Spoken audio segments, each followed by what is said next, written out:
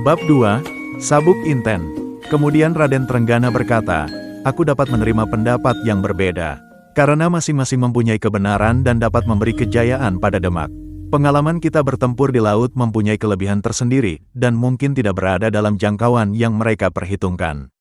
Menghindari perang darat akan membuat pasukan kita menjadi lebih kuat karena perjalanan jauh ini akan menguras tenaga. Mungkin saja akan memusnahkan harapan kita apabila Rembang, Tuban, Gresik dan yang lain turut menghadang pergerakan kita di perjalanan. Kita akan sepenuhnya memanfaatkan segala kelebihan. Kita masuki Blambangan melalui jalur laut. Tidak ada orang yang bergumam atau bersuara ketika Raden Trenggana mengakhiri uraiannya. Jika demikian, maka pertempuran akan mengambil masa yang lebih singkat dan kita dapat mengurangi jumlah korban yang berasal dari barat, kata Raden Trenggana menambahkan. Ratu Kalinyamat, yang duduk bersebelahan dengan penguasa Demak, berkata, kita lakukan dalam waktu dan perhitungan yang tepat. Raden Trenggana menarik napas panjang. Sejenak ia mengamati keadaan, lalu berkata, baiklah. Saat ini adalah waktu terakhir bagi kita semua untuk menilai kembali semua perhitungan dan rencana secara cermat. Karena, ketika kita telah berada di perairan Panarukan, maka sudah tidak ada gunanya lagi untuk berbantahan. Kita juga tidak menunggu untuk diserang, namun kita juga tidak dapat menyerang tanpa perhitungan yang tepat. Seperti biasa jika mereka sedang berunding, maka para senapati segera membentuk beberapa kelompok yang mempunyai kelebihan dan kekhususan yang sama. Tak lama kemudian lingkaran-lingkaran kecil terbentuk di ruangan itu dalam pengawasan Raden Trenggana. Beberapa senapati sudah sibuk dengan perdebatan dan mengutarakan isi kepalanya.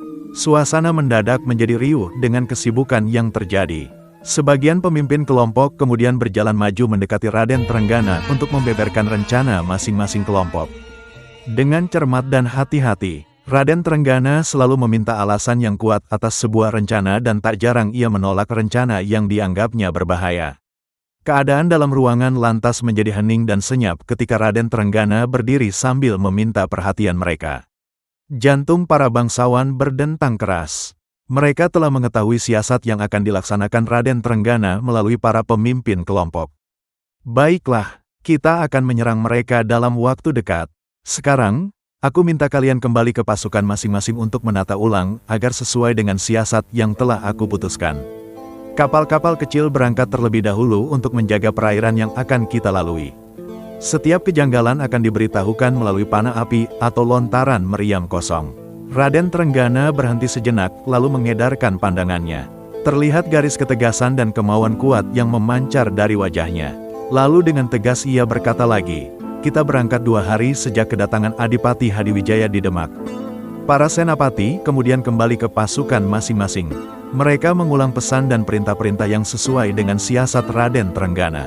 Para pemimpin menjelaskan bahwa bantuan dari barat tidak akan disertakan dalam perjalanan menuju ke timur. Alasan-alasan yang masuk akal pun mereka katakan di depan pasukan masing-masing. Oleh karena itu, ketegangan mulai merambat pelan di langit Demak dan Jepara. Meriam dan alat pelontar api mulai dipindahkan dan ditempatkan di geladak kapal. Memeriksa lambung kapal menjadi kegiatan wajib bagi para penjaga kapal. Bahan pangan pun diletakkan pada tempatnya setelah melalui perhitungan cermat tentang kebutuhan setiap prajurit yang berada di atas kapal. Sehingga kemudian pelabuhan semakin meningkatkan pengawasan dan penjagaan ketat dari segala bentuk penyusupan yang mungkin akan dilakukan oleh orang-orang dari wilayah timur. Seiring dengan kegiatan di pelabuhan, para prajurit yang bertugas untuk menjaga perairan pun melakukan perondaan lebih sering dalam waktu yang lebih rapat. Bahkan beberapa di antara mereka menyempatkan diri untuk memberitahu para nelayan agar tidak melintas jalur pelayaran yang diperkirakan akan dilewati oleh pasukan Demak. Maka dengan demikian, orang-orang Demak mulai menunggu kedatangan Adipati Hadiwijaya sambil menghitung hari keberangkatan mereka menuju Panarukan. Waktu beranjak setapak demi setapak menuju fajar. Ini adalah hari kedua terhitung sejak perintah Raden Trenggana pada Ki Tumenggung Surodilogo agar menemui Adipati Pajang. Ki Tumenggung Surodilogo kencang mencongkelang kuda, melintasi lorong-lorong jalan yang menyimpang dari jalan utama. Ia telah berulang kali mendapatkan tugas khusus dari Raden Trenggana. Hanya saja, pada saat itu, ia sedang didera gelisah yang mendalam. Betapa ia harus menemui Adipati Pajang dengan membawa sebilah piandel yang dihormati orang-orang penting di seluruh telatah Demak. Aku tidak akan keberatan jika harus pulang dengan kepala tertinggal di sebuah tempat yang tidak diketahui orang. Tetapi keris ini benar-benar menjadikan tugas ini seperti berlipat ganda beratnya, desah Ki Tumenggung dalam hati. Ia berhenti, menuntun kuda, lalu menuruni lembah menuju sungai kecil yang berada tidak jauh dari jalan yang cukup untuk dapat dilewati dua kuda berpapasan. Matahari mulai menyemburkan warna merah di kaki langit. Daun-daun berkilauan tertimpa cahaya pagi. Hutan kecil yang terbelah oleh jalanan sempit itu bangkit dari tidurnya. Binatang-binatang liar melangkah, menggerakkan kaki menyambut fajar baru seiring dengan kicau burung yang terbang di sela-sela dahan dan pepohonan besar. Jika tidak ada penghalang dalam perjalanan ini, mungkin aku akan memasuki Pajang pada saat matahari berada di puncak, ia berkata pelan pada dirinya sendiri sambil membiarkan kudanya meneguk air dari sungai kecil yang mengalir di antara sela-sela pepohonan. Ki Tumenggung Surodilogo meraba tali yang menyilang di dadanya, seakan ingin memastikan piandel itu tidak terjatuh dalam perjalanan. Dalam waktu itu, pendengaran tajam Ki Tumenggung mendengar gemerisik langkah kaki yang menginjak rerumputan dan daun-daun yang basah. Ki Tumenggung dengan cekatan segera menyembunyikan diri. Namun begitu ia tetap was-was karena kuda tunggangannya tidak sempat dituntunnya di balik semak-semak. Beberapa langkah dari arah selatan terdengar orang bercakap-cakap. Sementara jarak mereka dengan Ki Tumenggung Surodilogo semakin dekat. "Kau lihat seekor kuda berwarna hitam itu?"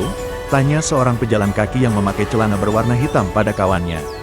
"Aneh, tidak mungkin kuda itu lepas dari pemiliknya sementara pelana dan tali kekang masih menempel pada tubuhnya," jawab rekannya yang berjalan sambil menenteng sebilah golok yang terbungkus daun jati. "Bukankah kita tidak sedang diburu pekerjaan?" kembali orang bercelana hitam itu bertanya. "Apakah kau bermaksud menunggu pemilik kuda itu datang?" rekannya balik bertanya. "Aku kira tidak ada salahnya kita menunggu pemiliknya datang. Mungkin ia sedang ada keperluan sehingga harus meninggalkan kudanya di daerah yang sepi sekalipun masih aman dari gerombolan penjahat," sahut orang bercelana hitam. "Baiklah, kita tunggu di bebatuan hitam itu sambil makan pagi. Perutku sudah berteriak kencang minta diisi," sambut kawannya lalu duduk di atas batu pipih yang besar. Kemudian membuka bungkusan daun jati. Orang bercelana hitam mengikuti kawannya dan tak lama kemudian mereka mulai menikmati makanan. Mereka tidak bermaksud apa-apa, sepertinya mereka itu orang-orang yang tinggal di sekitar hutan ini, pikir Ki Tumenggung Surodilogo. Perlahan ia bangkit sambil menempatkan keris sabuk inten yang terbungkus kain berwarna putih di balik semak-semak.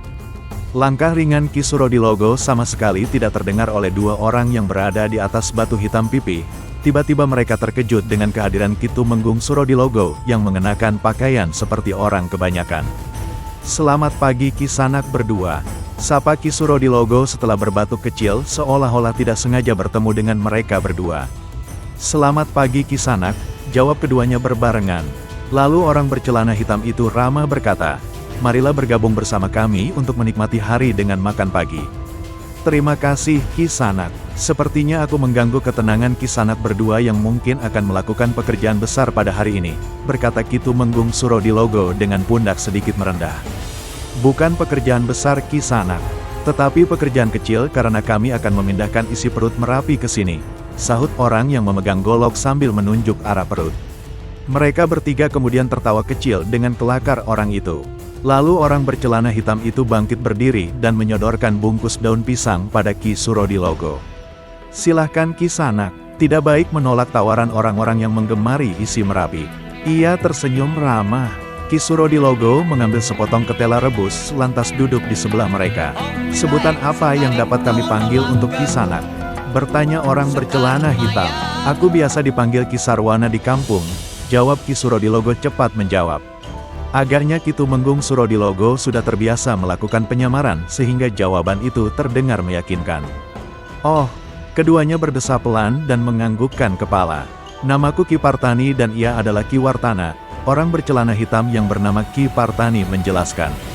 Kemudian ia bertanya, "Apakah kuda di dekat sungai itu kepunyaan Ki Sarwana?" Segera ditayangkan di website tansaheling.com. Bara di Bukit Menoreh.